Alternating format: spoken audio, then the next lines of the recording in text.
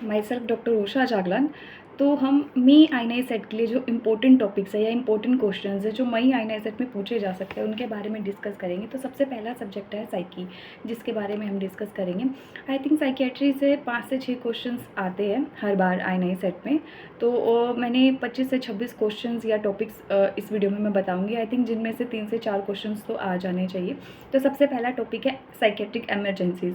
तो हमें पता है हर बार आई सेट में साइकेट्रिक इमरजेंसीज से क्वेश्चन आता है, ठीक है। तो कई तरीके की साइकेट्रिक इमरजेंसीज होती है, लाइक न्यूरोलेप्टिक मैलिग्नेंट सिंड्रोम है, मैलिग्नेंट हाइपोथर्मिया है, लिथियम टॉक्सिसिटी है, सेरोटोनिन सिंड्रोम है, टीसीए टॉक्सिसिटी है। तो इनमें से साइकेट्रिक इमरजेंसीज पे क्वेश्चन आ सकता है।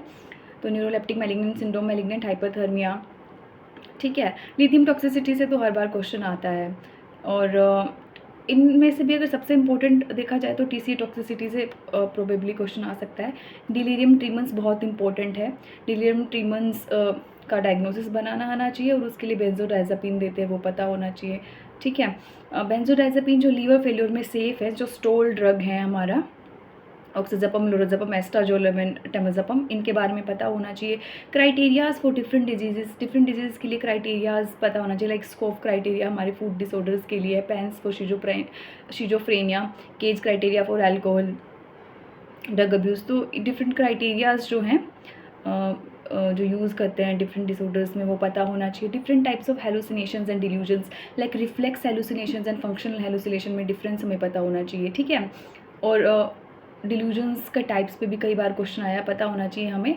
मेनली कैपग्रास एंड फ्रीगोली में डिफरेंस पता होना चाहिए। जो मास्क वाला क्वेश्चन है, जो मास्क वाला पिक्चर देके क्वेश्चन आता है, दैट इज़ फ्रीगोली सिंड्रोम, ठीक है, नॉट कैपग्रास। प्री मैच्योर इजैकुलेशन बहुत इंपॉर्टेंट है, इस पर क्वेश्चन एक्सपेक्टेड है। ट्रांसफेरेंस एंड काउंटर ट्रांसफेरेंस में डिफरेंस पता होना चाहिए। बॉर्डर लाइन पर्सनैलिटी डिसऑर्डर आने वाले एग्जाम के लिए बज क्वेश्चन है कि बॉर्डर लाइन पर्सनैलिटी डिसऑर्डर में कौन सी थेरेपी देते हैं, इसमें पेशेंट में स्प्लिटिंग होती है, ठीक है। Eating disorders, binge eating most common है, एंड जो एनोरेक्सिया नर्वोसा एंड बुलीमिया के बीच में डिफरेंस पता होना चाहिए, ठीक है। ट्राइकोबिजोर बहुत इंपॉर्टेंट है, तो ट्राइकोबिजोर की पिक्चर आ सकती है। और जो थॉट डिसऑर्डर का, कि वो थॉट के कंटेंट का डिसऑर्डर है या फॉर्म का या पोजेशन का, ये पता होना चाहिए। वो जो एक टेबल है थॉट डिसऑर्डर की, वो बहुत इंपॉर्टेंट है, उससे क्वेश्चन आता ही आता है हर बार। शीजोफ्रेनिया के जो 4A हैं वो पता होना चाहिए। शीजोफ्रेनिया का के गुड प्रोग्नोस्टिक फैक्टर या बैड प्रोग्नोस्टिक फैक्टर्स के बारे में पता होना चाहिए।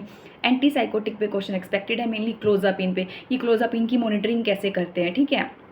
वो आ सकता है कि पहले 6 महीने हर हफ्ते करते हैं, फिर अगले 6 महीने हर ईच 2 वीक करते हैं, देन जब तक क्लोजापिन कंटिन्यू करते हैं हर मंथ हम उसका मॉनिटरिंग करते हैं, ठीक है। जो क्लोजापिन के साइड इफेक्ट या एंटीसाइकोटिक की जो एक्स्ट्रा पिरामिडल साइड इफेक्ट है वो बहुत इंपॉर्टेंट है, स्पेशली टार्डिव डिस्काइनेशिया और कोई भी अदर जो एक्स्ट्रा पिरामिडल साइड इफेक्ट है एंटीसाइकोटिक का, वो पूछा जा सकता है। थ्योरीज पे क्वेश्चन एक्सपेक्टेड है, क्योंकि सपोर्टिव साइकोथेरेपी पे क्वेश्चन आ चुका है, तो हो सकता है कि CBT या मोटिवेशनल इंटरव्यूइंग पे भी क्वेश्चन आ जाए। तो साइकोथेरेपीज़ जो है उन पे क्वेश्चन आ सकता है। OCD रिलेटेड डिसऑर्डर कौन कौन से हैं, होर्डिंग, बॉडी डिस्मॉर्फिक वाले, olfactory reference and body focus जो रिपीटेटिव बिहेवियर है, तो OCD रिलेटेड डिसऑर्डर में पता होना चाहिए। Transtheoretical model of change भी बहुत इंपॉर्टेंट है। जो न्यू ड्रग्स आ रही हैं लाइक ब्रेक्सानोलोन एंड जुरानोलोन, वो भी बहुत इंपॉर्टेंट है, इस पर भी क्वेश्चन आया है। एंड विलाजोडोन एंड वोटियोजेटिन, इनमें से विलाजोडोन एक नोवल ड्रग है, उस पर क्वेश्चन आ चुका है, तो वोटियोजेटिन पे क्वेश्चन आने की संभावना है, ठीक है। Convergence syndrome versus illness anxiety disorder, ये भी बहुत इंपॉर्टेंट है। Different types of defence mechanism, ये भी इंपॉर्टेंट टॉपिक है, ठीक है। तो I think autism spectrum disorder भी इंपॉर्टेंट है। रेट सिंड्रोम पे 2 बार क्वेश्चन आया है। रेट उसकी ड्रग पे पूछा है, ट्रोफिनेटाइड, वो तो आई थिंक उधर से भी पढ़ लेना चाहिए। एंड ड्रग का विड्रोल एंड ड्रग की टॉक्सिसिटी सबसे इंपॉर्टेंट टॉपिक है साइकियाट्री में। तो स्पेशली अगर एक ड्रग के बारे में बात करें तो opioid withdrawal and opioid toxicity के बारे में तो पता होना ही चाहिए। काफ़ी बार ओपियोइड विड्रोल एंड टॉक्सिसिटी पे क्वेश्चन आ चुका है। नार्कोलेप्सी भी बहुत इंपॉर्टेंट है। तो आने वाले अपकमिंग एग्जाम्स के लिए आई थिंक ये 20 साइकी के लिए 20-25 टॉपिक तो तैयार कर ही लेने चाहिए। सबसे ज़्यादा important I think anti psychotic drugs like clozapine, इनके साइड इफ़ेक्ट हैं। वोटियोजेटिन के बारे में पढ़ लेना चाहिए, ठीक है।